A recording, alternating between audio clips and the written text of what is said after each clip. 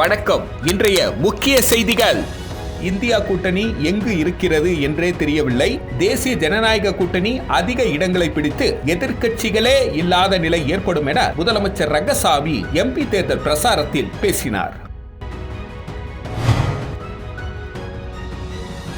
வாக்குப்பதிவின் போது தேர்தல் அடையாள அட்டையை தவிர்த்து 12 மாற்று அடையாளம் ஆவணங்களை சமர்ப்பித்து வாக்களிக்கலாம் என தேர்தல் துறை அறிவித்துள்ளது.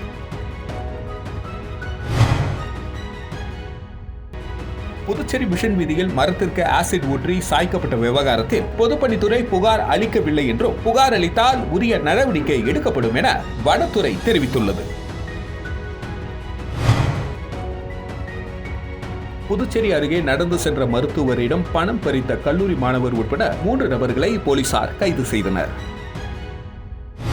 இந்தியா கூட்டணி எங்கு இருக்கிறது என்று தெரியவில்லை. தேசிய ஜனநாயக கூட்டணி அதிக இடங்களை பிடித்து எதிர்க்கட்சிகளே இல்லாத நிலை ஏற்படும் என முதலமைச்சர் ரங்கசாமி பிரசாரத்தின் போது பேசினார். புதுச்சேரியில் பாஜக சார்பில் போட்டியிடும் வேட்பாளர் நமச்சிவாயத்தை ஆதரித்து முதலமைச்சர் ரங்கசாமி நெல்லித்தோப்பு தொகுதியில் பிரசாரம் மேற்கொண்டார். அப்பொழுது பேசி முதலமைச்சர் ரங்கசாமி, இந்த பாராளுமன்ற தேர்தலில் அதிக இடங்களை பிடிப்பது தேசிய ஜனநாயக கூட்டணி தான். எதிர்க்கட்சிகளே இல்லாத நிலை ஏற்படும். இந்தியா கூட்டணி என்ற ஒன்று எங்கு இருக்கிறது என்பதே தெரியவில்லை. கூட்டணிக்கு வந்தவர்கள் எல்லாம் சென்று விட்டனர். இங்கிருந்து தேர்ந்தெடுக்கப்பட்ட அமைச்சராக வருவார். பாராளுமன்றத்திற்கு செல்பவர் வேண்டுமா, இல்லை நமது கோரிக்கைகளை பெற்று தருபவர் வேண்டுமா? நமது அரசின் எண்ணம் புதுச்சேரியை வளர்ச்சி அடைந்த மாநிலமாக கொண்டு வர வேண்டும் என்பதுதான். கூடுதல் நிதி மேலும் மத்திய அரசிடம் இருந்து கொண்டு வர வேட்பாளர் நமச்சிவாயத்தை வெற்றி பெற செய்ய வேண்டும் என பேசினார்.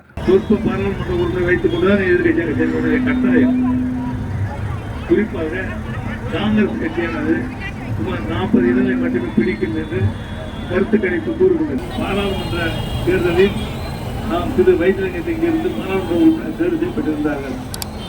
ஆனால் அவர்கள் பாராளுமன்ற கூட்டத்தொடரெல்லாம் நமக்காக பேசி எந்த ஒரு கோரிக்கையை வலியுறுத்தி நம்முடைய மாநிலத்திற்காக அவர்கள் திட்டங்களை கொண்டு வந்திருக்கிறார்கள்.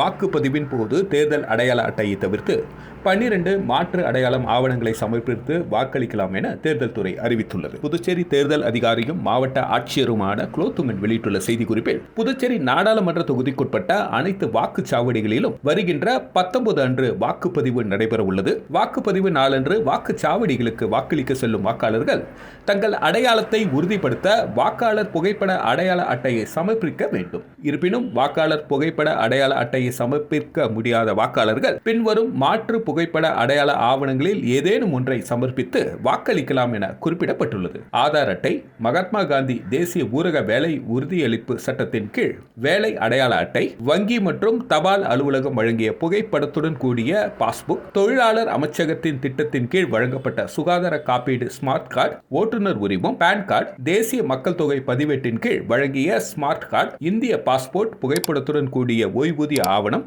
மத்திய மாநில அரசு மற்றும் பொதுத்துறை நிறுவனங்களால் ஊழியர்களுக்கு வழங்கப்பட்ட புகைப்படத்துடன் கூடிய அடையாள அட்டை, நாடாளுமன்ற உறுப்பினர்கள், சட்டமன்ற உறுப்பினர்களுக்கு வழங்கப்பட்ட அதிகாரப்பூர்வ அடையாள அட்டைகள் மற்றும் சமூக நீதி மற்றும் அதிகாரமளித்தல் அமைச்சகத்தால் வழங்கப்பட்ட தனித்துவமான ஊனமுற்றோர் அடையாள அட்டை என 12 அடையாள அட்டைகள் மூலம் தேர்தலில் வாக்களிக்கலாம் என குறிப்பிடப்பட்டுள்ளது.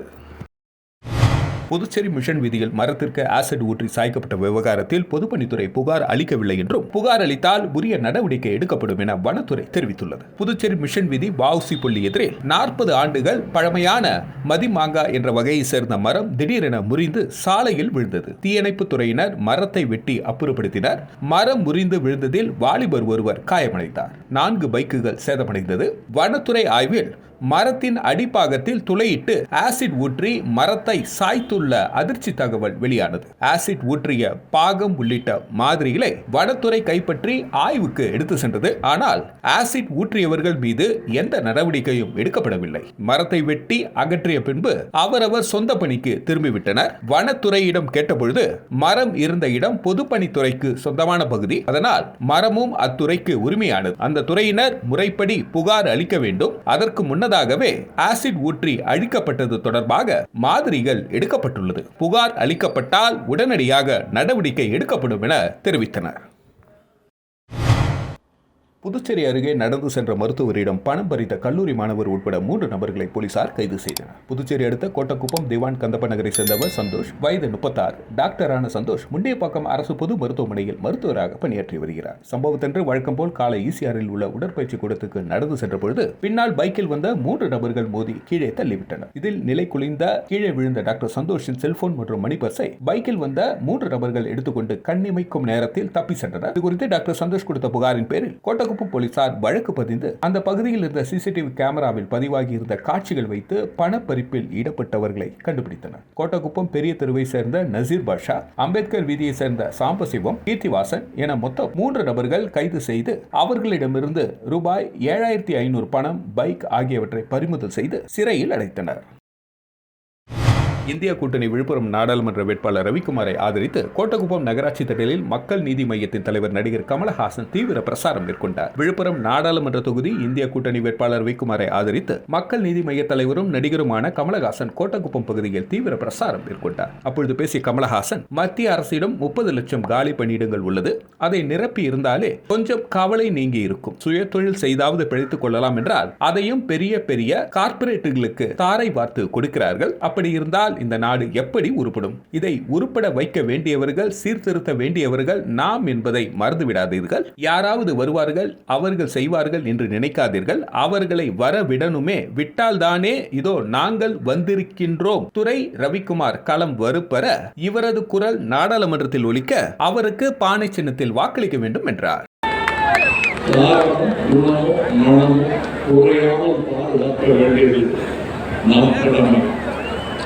இந்த பாதையில் தான் விவசாயிகள் அறுவடை செய்யும்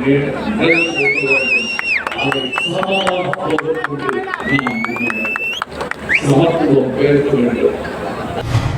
மக்களை ஏமாற்றும் கபடதாரிகளுக்கு வாக்களிக்காமல் அதிமுகவிற்கு வாக்களிக்க வேண்டும் என அதிமுக வேட்பாளர் தமிழ்வேந்தனை ஆதரித்து அதிமுக மாநில செயலாளர் அன்பழகன் திருபுவனை தொகுதியில் தீவிர பிரச்சாரத்தில் ஈடுபட்டார். புதுச்சேரியில் நடைபெற்று வரும் பாராளுமன்ற தேர்தலில் அதிமுக, காங்கிரஸ், பாஜக, நாம் தமிழர் கட்சி உள்ளிட்ட வேட்பாளர்கள் போட்டியிடுகின்றனர். இவர்கள் தவிர வாக்கு சேகரிப்பில் ஈடுபட்டு வருகின்றனர். இந்நிலையில் அதிமுக வேட்பாளர் தமிழ்வேந்தனை ஆதரித்து அதிமுக மாநில செயலாளர் அன்பழகன் திருபுவனை தொகுதியில் தீவிர பிரச்சாரத்தில் ஈடுபட்டார். அப்பொழுது பேசிய அவர், முரண்பாடுடன் கூட்டணி வைத்துள்ள கட்சிகள் தேர்தலில் போட்டியிடுகின்றன.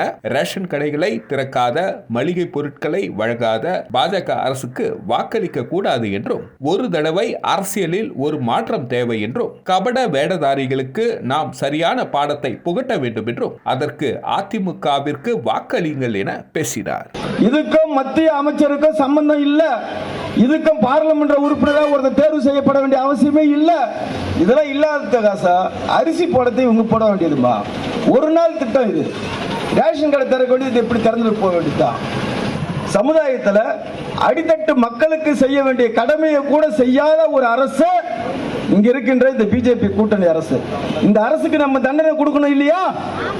எப்படி கொடுக்க முடியும்? அவங்களுக்கு ஓட்டு போடக்கூடாது, இந்த தாமரைக்கு ஓட்டு போடக்கூடாது.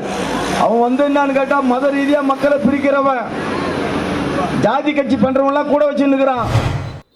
வெளியனூர் மாதா திருத்தலத்தின் 147வது ஆண்டு திருவிழா வருகின்ற 6ஆம் தேதி கொடியேற்றத்துடன் துவங்கவிருப்பதாக பங்கு தந்தை ஆல்பர்ட் தெரிவித்துள்ளார். இது தொடர்பாக வெளியனூர் மாதா திருத்தல அதிபரும் பங்கு தந்தையுமான ஆல்பர்ட் செய்தியாளர்களை இன்று சந்தித்தார். அப்பொழுது அவர் கூறியதாவது, புதுச்சேரி அருகே உள்ள வெளியனூரில் அமைந்திருக்கும் மிகவும் பிரசித்தி பெற்ற தூய லூர்து அன்னை திருத்தலத்தின் ஆண்டு திருவிழா ஒவ்வொரு ஆண்டும் ஈஸ்டர் பண்டிகை முடிந்த 6ஆம் நாளில் கொடியேற்றத்துடன் துவங்குவது வழக்கம். அதன்படி வெளியனூர் தூய லூர்து அன்னை திருத்தலத்தின் 147வது ஆண்டு பெருவிழா வருகின்ற சனிக்கிழமை கொடியேற்றத்துடன் துவங்குகிறது. அன்று காலை மாதா உருவம் தாங்கிய திருக்கொடியானது பக்தர்கள் புடைசூழ மாதா திருக்குளத்தை சுற்றி பவனியாக கொண்டு செல்லப்பட உள்ளது. அதன் பின்னர் திருத்தல முற்றத்தில் உள்ள கொடிமரத்தில் புதுவை கடலூர் உயர் மறை மாவட்ட பேராயர் பிரான்சிஸ் கலிஸ்ட் திருக்கொடியேற்றி திருவிழாவை துவக்கி வைக்கிறார்.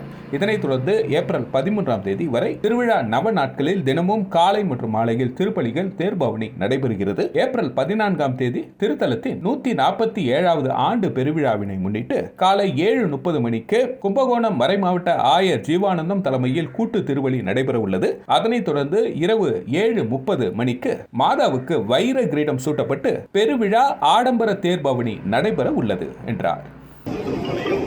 அன்று மாலை 6 மணி அளவிலே கேரளா சுல்தான்பேட்டை மறை மாவட்டத்துடைய ஆயர் பீட்டர் அமீர் அவருடைய தலைமையிலே ஆடம்பர இன்றி இரவு சரியாக 7:30 மணி அளவிலே அன்னையின் திருவுருவம் தாங்கிய ஆடம்பர தீர்ப்பணியானது சிறப்பாக நடைபெற இருக்கிறது.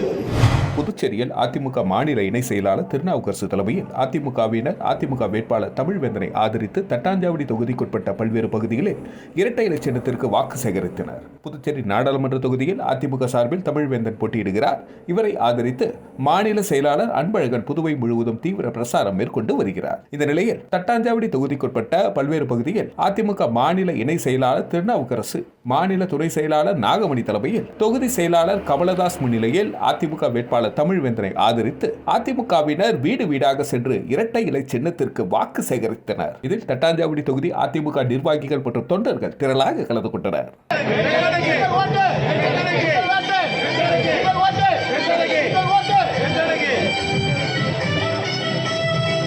அதிமுக மாநில இணை செயலாளர் கணேசன் தலைமையில் அதிமுகவினர் அதிமுக வேட்பாளர் தமிழ்வேந்தனை ஆதரித்து சாமிப்பிள்ளை தோட்டம் பகுதியில் இரட்டை இலை சின்னத்திற்கு வாக்கு சேகரித்தனர். புதுச்சேரி நாடாளுமன்ற தொகுதியில் அதிமுக சார்பில் தமிழ்வேந்தன் போட்டியிடுகிறார். இவரை ஆதரித்து மாநில செயலாளர் அன்பழகன் புதுவை முழுவதும் தீவிர பிரச்சாரம் மேற்கொண்டு வருகிறார். இந்த நிலையில் காமராஜர் நகர் தொகுதிக்குட்பட்ட சாமிப்பிள்ளை தோட்டம் பகுதியில் அதிமுக மாநில இணை செயலாளர் கணேசன் தலைமையில் தொகுதி தலைவர் ஆறுமுகம் முன்னிலையில் அதிமுக வேட்பாளர் தமிழ்வேந்தனை ஆதரித்து அதிமுகவினர் வீடு வீடாக சென்று இரட்டை இலை சின்னத்திற்கு வாக்கு சேகரித்தனர். இதில் காமராஜர் நகர் தொகுதி அதிமுக நிர்வாகிகள் மற்றும் தொண்டர்கள் திரளாக கலந்து கொண்டனர். முன்னதாக அப்பகுதியில் உள்ள விநாயகர் கோவிலில் சிறப்பு பூஜை செய்யப்பட்டு பிரச்சாரம் தொடங்கியது.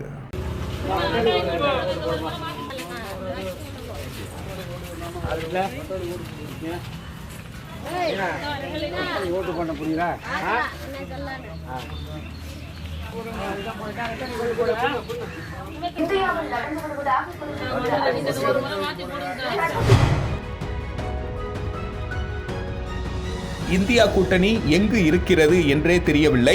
தேசிய ஜனநாயக கூட்டணி அதிக இடங்களை பிடித்து எதிர்க்கட்சிகளே இல்லாத நிலை ஏற்படும் என முதலமைச்சர் ரங்கசாமி எம்பி தேர்தல் பிரசாரத்தில் பேசினார்.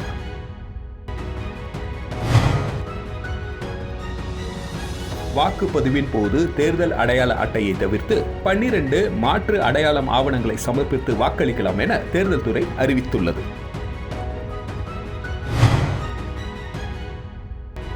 புதுச்சேரி மிஷன் வீதியில் மரத்திற்கு ஆசிட் ஊற்றி சாய்க்கப்பட்ட விவகாரத்தில் பொதுப்பணித்துறை புகார் அளிக்கவில்லை என்றும் புகார் அளித்தால் உரிய நடவடிக்கை எடுக்கப்படும் என வனத்துறை தெரிவித்துள்ளது. புதுச்சேரி அருகே நடந்து சென்ற மருத்துவரிடம் பணம் பறித்த கல்லூரி மாணவர் உட்பட 3 நபர்களை போலீசார் கைது செய்தனர். இத்துடன் செய்திகள் நிறைவடைகிறது. நன்றி, வணக்கம். செய்திகளை உடனுக்குடன் தெரிந்து கொள்ள கிரியேட்டிவ் மீடியா யூடியூப் சேனலை சப்ஸ்கிரைப் செய்து கொள்ளுங்கள்.